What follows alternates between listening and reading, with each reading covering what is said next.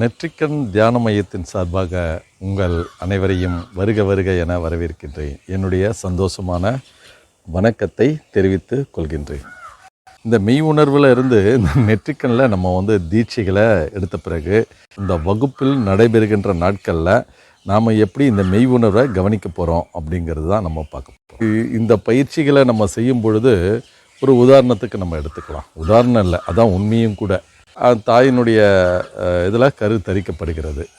கரு தரிக்கப்பட்ட பிறகு அந்த குழந்தை ஒவ்வொரு நாளும் வளர்ச்சி பெறும். அந்த அணுக்கள் தொடர்ந்து அது மேன்மையான வளர்ச்சி அடையும் பொழுது ஒவ்வொரு நாளும் அந்த வளர்ச்சியில் தன்னுடைய உருவத்தையும் இப்படி தொடர்ந்து அது வளர்ச்சி அடைந்து 10 மாதத்துக்கு பிறகு பிறக்குது. இப்போது அது பிறந்து வரும்பொழுது தன் தாயின் கருவறையில் ரொம்ப சுகமாக, சந்தோஷமாக, மகிழ்ச்சியாக, ஆனந்தமாக அந்த குழந்தை இருக்கும். அதில் இருக்கும்போது அது பாதுகாப்பாக இருந்துக்கிட்டு இருக்கு. அதனுடைய ஒரே ஒரு விந்து தான் அது தாயினுடைய துரோணியத்தில் சென்று அது அபரிதமாக வளர்ந்து ஒரு குழந்தையாக பெற்றெடுக்குது. ஆனால் அதை நீங்கள் செய்யலை, அதை நீங்கள் உருவாக்கலை. அது கருப்பாக இருக்கா சிகப்பாக இருக்கான்னு அது டிசைட் பண்ணுது. அது எப்படிலாம் வளர்ச்சி அடையணும், முடி எப்படி நீளமாக இருக்கணுமா குறைவாக இருக்கணுமாங்கிறது அது முடிவு எடுக்குது. மூக்கு எப்படி இருக்கணும், கண்ணி எப்படி இருக்கணும், காது எப்படி இருக்கணும், வாய் எப்படி இருக்கணும், இப்படி எல்லாத்தையுமே உருவப்படுத்திக்கிட்டு அந்த குழந்தை உற்பத்தி பண்ணி வெளியே வருது. அப்போது இதெல்லாம் நீங்கள் செய்யலைங்கிறத மட்டும் உங்களுக்கு தெரியும் இல்லையா, அதுவாக தானாக வருது. ஆனால் நம்ம வயிற்றில் இருக்கும் பொழுதே அந்த குழந்தை தன்னுடைய தாய்கிட்ட இருக்கக்கூடிய எல்லா விஷயங்களையும் கிரகித்து கொள்கிறது. தான் தாய் என்னென்னலாம் பேசுகிறாங்களோ அதையெல்லாம் அது கிரகிச்சிக்குது. அதே மாதிரி தன்னுடைய தாயினுடைய என்ன பிடிக்குமோ அதையெல்லாம் அந்த குழந்தை கிரகிச்சிக்குது வயிற்றில் இருக்கும்போதே. அது வளர்ந்த பிறகு கொஞ்சம் வளர்ச்சியாக அந்த வயிற்றில் இருக்கும்போது வளர்ச்சி ஆகிட்டு இருக்கும்போதே அது சில வாசனைகளை அதுக்கு பிடிக்காது. சில தாய்கள்லாம் பார்ப்பீங்க, சில கலர்ஸை கண்டால் அவங்களுக்கு பிடிக்காது. இது என்ன எனக்கு பிடிக்கல அப்படின்வாங்க, பயப்படுவாங்க. அதே நேரங்களில் சில சுவைகளை மட்டும் எடுத்துப்பாங்க. அதாவது மாங்காவை நிறைய சாப்பிடுவாங்க, சாம்பல் சாப்பிடுவாங்க. சில விஷயங்கள் மட்டும் அவங்களுக்கு பிடிக்கும். ஏன் பிடிக்குது அப்படின்னு பார்த்தீங்கன்னா அந்த குழந்தை அதை கேட்குது. அந்த குழந்தை கேட்குறது தான் அவங்க அதை சாப்பிட வேண்டிய சூழ்நிலை இருக்குது. அதுக்கு முன்னாடி அந்த மாங்காய் அவங்களுக்கு புளிச்சிருக்கும். ஆனால் கருவுற்ற பிறகு அந்த மாங்காய் அவங்களுக்கு பிடிக்காது. அது அப்படியே சுவையாக சாப்பிடுவாங்க. அதெல்லாம் நம்ம வாயில் கூட வைக்க முடியாது. ஆனால் அதெல்லாம் விரும்பி சாப்பிட்றாங்க. அதெல்லாம் காரணம் என்ன அப்படின்னா அந்த குழந்தை தான்.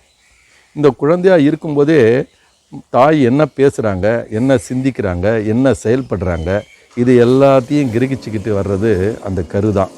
அப்போது அந்த கருவில் நம்ம இருக்கும்போதே நம்ம எவ்வளோ பாதுகாப்பாக எவ்வளோ கவனமாக நம்ம பார்த்துக்குறோம் இல்லையா. எதை சாப்பிடக்கூடாது, எதை சாப்பிட்ணும், 3 மாதத்தில் எப்படி இருக்கணும், 4 மாதத்தில் எப்படி இருக்கணும், 5 மாதத்தில் இருக்கணும், அதுக்கு நம்ம தடுப்பூசிகளை போடுறதுலேருந்து எல்லா கவனிப்புகளும் நம்ம செய்கிறோம்.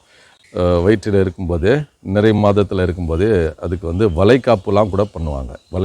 வலையெல்லாம் போடுவாங்க, சந்தோஷப்படுத்துவாங்க. ஏன்னா இந்த தாய் சந்தோஷமாக இருந்தால் தான் அந்த குழந்தையும் சந்தோஷமாக இருக்க முடியும். அதனால தான் அந்த குழந்தைக்கு என்னென்ன பிடிக்குமோ அதையெல்லாம் அதை செய்வாங்க. இதெல்லாம் செய்கிறதுக்கான அந்த வயிற்றில் இருக்கும்போதே செய்வாங்க. நல்ல உணவுகள்லாம் கொடுப்பாங்க, நல்ல சத்துள்ள உணவுகள் கொடுப்பாங்க.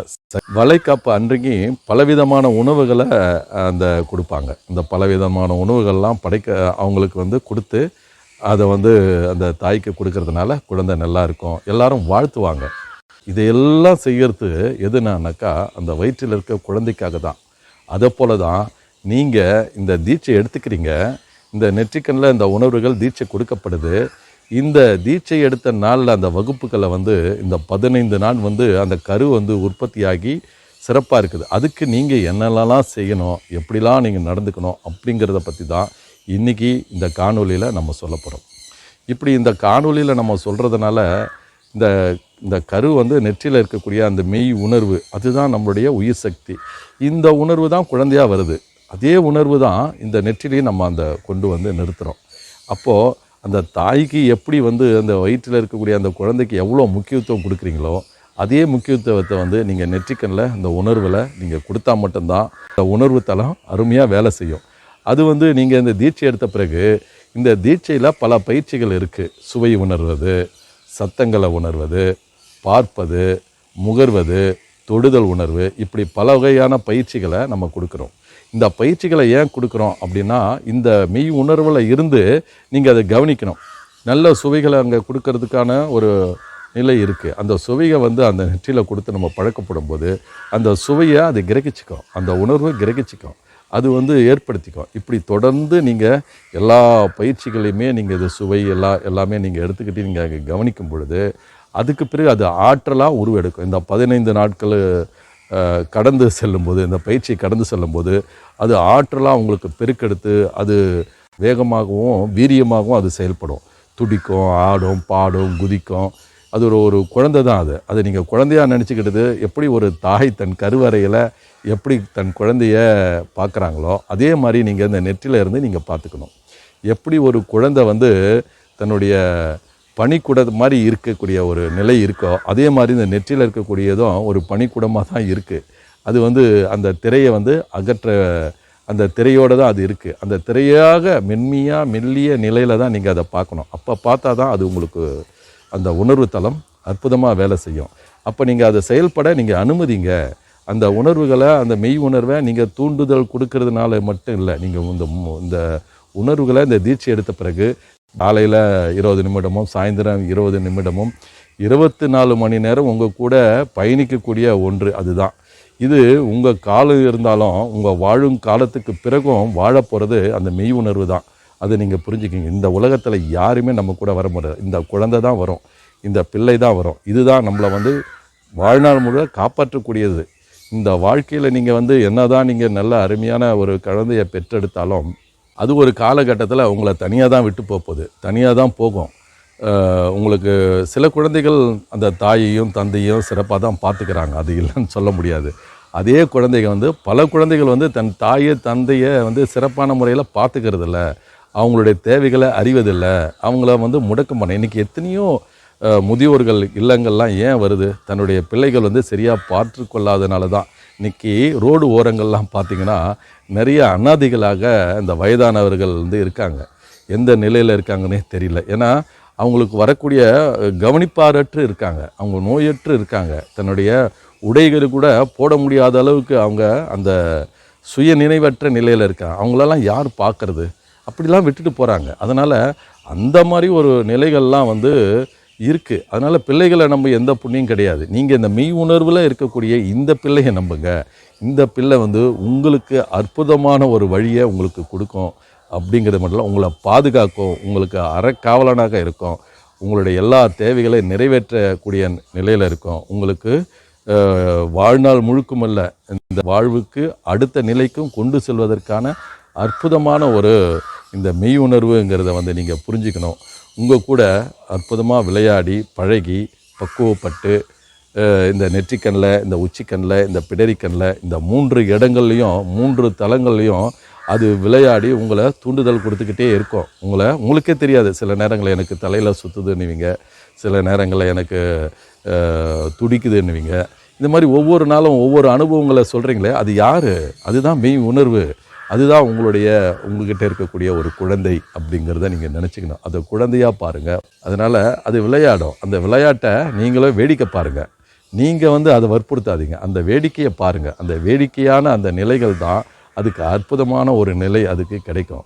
உங்களை அறக்காவலனாக இருக்கக்கூடியது அந்த மெய் உணர்வு மட்டும்தான். இந்த சூட்சுமத்தை நீங்கள் தெரிஞ்சுக்கிட்டு இந்த தீட்சையை எடுத்துக்கிட்டு நீங்கள் வாங்க, இந்த பயிற்சிகளை செய்யுங்க. அதுக்காக ஏதோ தீட்சை எடுத்துட்டேன், யாரோ தீட்சை கொடுத்தா என்ன பண்ண, அப்படி சோதிக்கிறதுக்கெல்லாம் இங்கே வராதிங்க தயவுசெய்து. அப்படின்னா இந்த பயிற்சிக்கே வராதிங்க.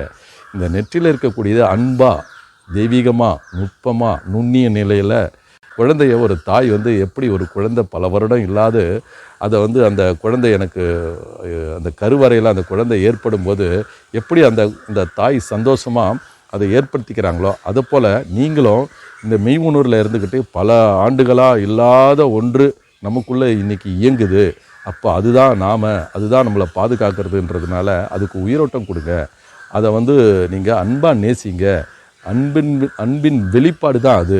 நீங்கள் எங்கெங்கேயும் அன்பு செலுத்துறீங்க, இதுக்கிட்ட அன்பு செலுத்தி பாருங்கள். நன்றியோடு இருக்கும். நன்றியோடு இருக்கிறதுல உங்களுக்கு பாதுகாப்பு அரணாக இருக்குங்கிறத வந்து நீங்கள் நல்லா புரிஞ்சுக்கணும். அதனால் இந்த நெற்றிக்கண் தியானத்தில் இவ்வளோ அரிய பெரிய உணர்வுகள் வந்து இந்த நெற்றியில் உணர்வில் உங்களுக்கு இருக்குதுங்கிறத நீங்கள் வந்து அதை அனுபவிக்கும் போது ரொம்ப சந்தோஷப்படும் போது 24 மணி நேரமும் என் கூடயே இருக்குது அப்படின்னு கூட சொல்லுவாங்க. அந்த 24 மணி நேரம் இருக்கிறதுக்காக தான் அது கொடுக்குறேன். அப்போது 24 மணி நேரமும் அது வேலை செய்யுதுன்னா அது யார் அது? அப்போ உங்களுக்கு நோய் வராமல் உங்களுக்கு எந்த கஷ்டமும் இல்லாமல் பார்த்துக்க வேண்டிய பொறுப்பு கடமை அதுதான். என்ன தேவைகள் வேணாலும் நீங்கள் அதுக்கிட்ட கேளுங்க. அது உங்களுக்கு சேவை செய்ய காத்திருக்கு. நீங்கள் எத்தனையோ தேவைகள் இருக்கும். நீங்கள் எங்கெங்கேயோ தேடுறீங்க தேவைக்காக. ஒரு கோவிலுக்கு போகிறீங்க, இல்லை மற்றவங்ககிட்ட சொல்கிறீங்க, மற்றவங்ககிட்ட கேட்குறீங்க. இதையெல்லாம் வந்து பயன்படாது. ஆனால் உங்களில் நீங்கள் எப்போ கேள்வி கேட்பீங்க, உங்களுக்கு தேவைகள் என்னன்றதை அது அவளோட காத்துட்ருக்கு. அதுக்கிட்ட சொல்லுங்கள். இன்று நாள் நாளைக்கு அது செய்து முடிக்கும். சில நேரங்களில் வந்து தாமதம் ஆகலாம். ஆனால் நிறைவாக வந்து உங்களுக்கு வந்து அந்த உணர்வு வந்து உங்களுக்கு ஏற்படுத்தி கொடுக்கும் அப்படிங்கிறத நான் வந்து அன்பாக உங்ககிட்ட சொல்கிறேன். இது சம்மந்தமாக நிறைய விஷயங்களை நீங்களாக கற்பனை பண்ணிக்கலாம். இந்த குழந்தைகள்லாம் எனக்கு ரொம்ப தெரியாது, ஏன்னா நான் தாய் அல்ல.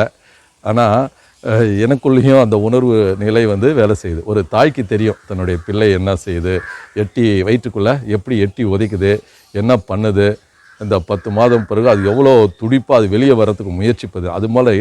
அதுபோல் உங்கள் நெற்றியில் இருக்கக்கூடிய அந்த மெய் உணர்வானது இந்த 15 நாள் இந்த வகுப்பு பிறகு உங்ககிட்டேருந்து வெளிப்படுவதற்கு, உங்ககிட்டேருந்து அடுத்த நிலைக்கு செல்வதற்கு, உச்சிக்கண்ணுக்கு பிடரிக்கண்ணுக்கெல்லாம் போவதற்காக அது ஆவலோடு காத்திருக்கு. சில பேர் கேட்பாங்க, எனக்கு நெற்றிக்கண்ணிலே தியானம் பண்ணிகிட்ருக்கேன், எனக்கு ஆட்டோமேட்டிக்காக எனக்கு உச்சியில் வருது, எனக்கு பிடரியில் வருது, அது என்னென்னவோ செய்யுது. பொறுமையாக இருங்க. அந்த 10 மாதம் வந்து நீங்கள் பொறுமையாக இருந்து அந்த குழந்தையை பெற்றெடுங்க. சீக்கிரமாக நம்ம அவசரப்பட்டு ஒரு குழந்தையை பெற்றெடுக்கக்கூடாது. அது பொறுமையாக இருந்து அங்கே உள்ள விஷயங்களை நல்லா கவனமாக பார்த்துக்குங்க. அதுக்கு பிறகு நீங்கள் வந்து அந்த அடுத்த நிலைக்கு நீங்கள் போகலாம் அப்படின்னு நான் சொல்லியிருக்கேன். அது மாதிரி தான் நீங்களும் வந்து இந்த மெதுவாக அந்த மெய் உணர்வை மெதுவாக கவனிங்க, அன்பாக கவனிங்க. இது வந்து உண்மையான சத்தியமான ஒன்று. இதை மட்டும் நீங்கள் வந்து செய்து தான் ஆகணும். இந்த ஒவ்வொரு தீட்சை எடுத்தவர்களும் இதை கட்டாயம் நீங்கள் வந்து இதை ஃபாலோ பண்ணி ஆகணும். இப்படி ஃபாலோ பண்ணால் தான் உங்களோட அது இருக்கும். எனக்கு உணர்வு இல்லைன்னா எப்படி உணர்வு வரும்? நீங்கள் அதை கண்டுக்காமல் அது அப்பப்போ வந்து தூண்டுதல் உங்களுக்கு கொடுத்துக்கிட்டே இருக்கே, அதை நீங்கள் கவனிக்கிறதே இல்லையே. அது எப்பொழுதும் உங்களே தான் பார்த்துருக்கு, உங்களுக்காக தான் அது வேலை செஞ்சுக்கிட்டே இருக்குது. ஆனால் நீங்கள் அதை மதிக்கிறதே இல்லையே, அந்த மரியாதையே கொடுக்கறது இல்லையே அதுக்கு. அப்படிலாம் நினைக்காதீங்க. உங்கள் குழந்தை போல் இந்த மெய் உணர்வை கவனிங்க. உங்களுடைய குழந்தைகளை அற்புதமான ஒரு குழந்தை அப்படிங்கிறத இந்த நாண குழந்தையை பெற்றெடுங்க. இந்த நாண குழந்தை தான் உங்களுக்கு அறிவார்ந்த விஷயங்களும் அறிவுபூர்வமான விஷயங்களும் உலகால நிலைகளில் இருக்கக்கூடிய அந்த நாணத்தை கொடுக்கக்கூடிய அற்புதமான ஒரு மெய் உணர்வு இது. அந்த நாண குழந்தையை பெற்றெடுத்து நீங்கள் அதோடு சந்தோஷப்படுங்கள். உங்களை பாதுகாக்க, உங்களுடைய கடமைகளை செய்து வர, உங்கள் மரணத்தை தாண்டி நிலையில் வரும்பொழுதும் உங்களை பாதுகாக்கக்கூடிய ஒரு மிகப்பெரிய ஆற்றல் என்பதை கூறிக்கொண்டு விடைபெறுகிறேன். நன்றி. சந்தோஷம்.